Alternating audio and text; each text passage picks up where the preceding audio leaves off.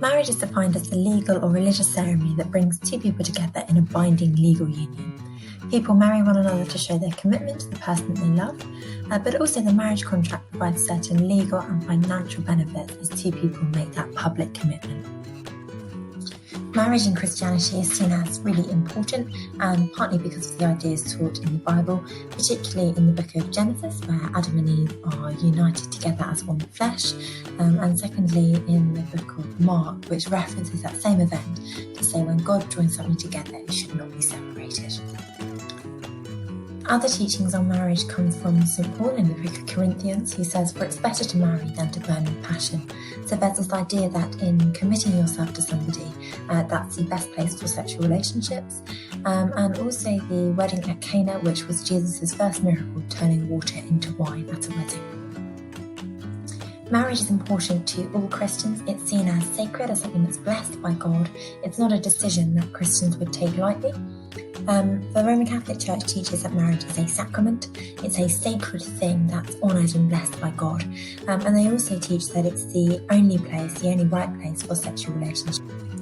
For Christians, marriage is about commitment to one another. Sometimes you hear this reference to submission in marriage as well. For Christians, really, this is a mutual submission. So in the same way that the Ephesians 5 says that wives should submit to their husbands, so husbands should love their wives. It's an equal union. This idea of commitment to one another is reflected in the marriage service.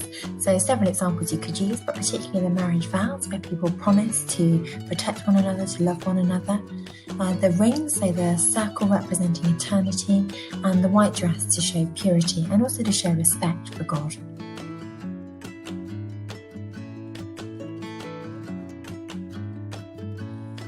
The purpose of marriage can be remembered with an acronym, so P for procreation, so marriage is for having children, unity, that connection with one another, R for rearing children, actually raising children within that marriage structure, and P, that it's a pattern for society, that it's good for people to follow that structure. The Bible talks about a married couple becoming one flesh, so Christians believe that marriage is the best place for sexual relationships. Sacred, it's again a blessing, it's something that's blessed by God. And E, it should be eternal, it should last forever. So you can see at the bottom there, purpose, just summarising those ideas together as well. Whilst marriage is particularly significant and important to Christians, it's not just Christians or religious believers who choose to marry. Atheists or humanists might also choose to marry because it's seen as that lifelong commitment. It's a supportive and it's a caring unit, and also for the practical reasons that it does protect people in law through certain rights. However, not everybody will choose to marry. Some people might choose cohabitation as an alternative, so to live together rather than to be married in a legal contract. For atheists and humanists, this might be a good alternative. Also, some liberal Christians would choose to cohabit. They would say they don't need to be married to show that they are committed to one another.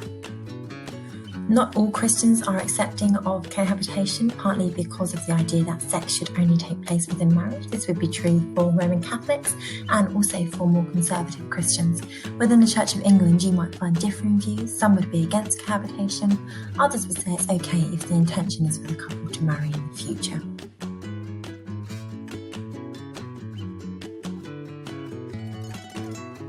Four quick questions that you should be able to answer now. Firstly, what biblical ideas can you give to explain where ideas of marriage come from? Secondly, what quotes could be given to show the significance of marriage? Thirdly, what's the purpose of marriage? What do those letters stand for in the acronym?